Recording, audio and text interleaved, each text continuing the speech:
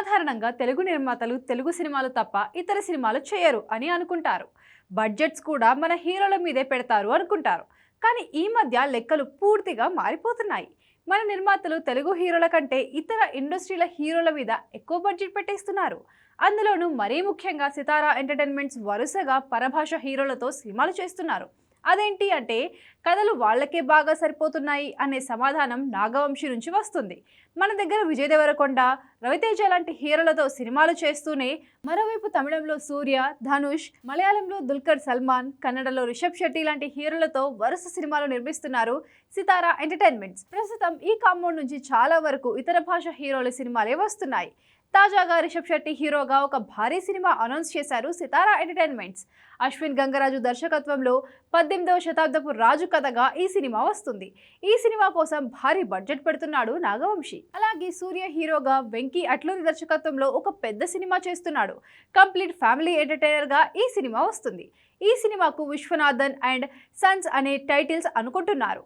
సూర్య కెరీర్లో చాలా సంవత్సరాల తర్వాత చేస్తున్న పర్ఫెక్ట్ ఫ్యామిలీ సినిమా ఇది. మరోవైపు వెంకీ కూడా వరుసగా సర్, లక్కీ భాస్కర్ లాంటి విలక్షణమైన సినిమాలు చేసిన తర్వాత కొన్ని సంవత్సరాలు గ్యాప్ తీసుకొని ఫ్యామిలీ ఎంటర్టైన్మెంట్ వైపు వస్తున్నాడు.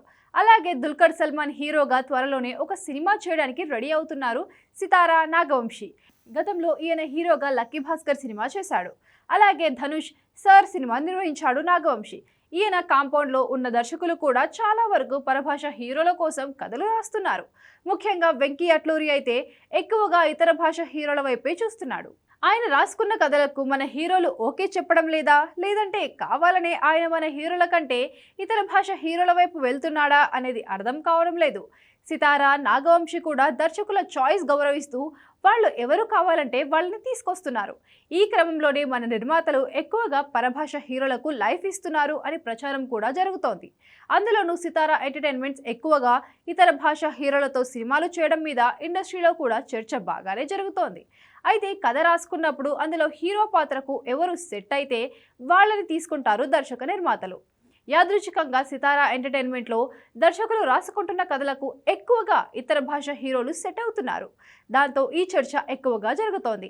కానీ సక్సెస్ పర్సెంటేజ్ కూడా అలాగే ఉంది.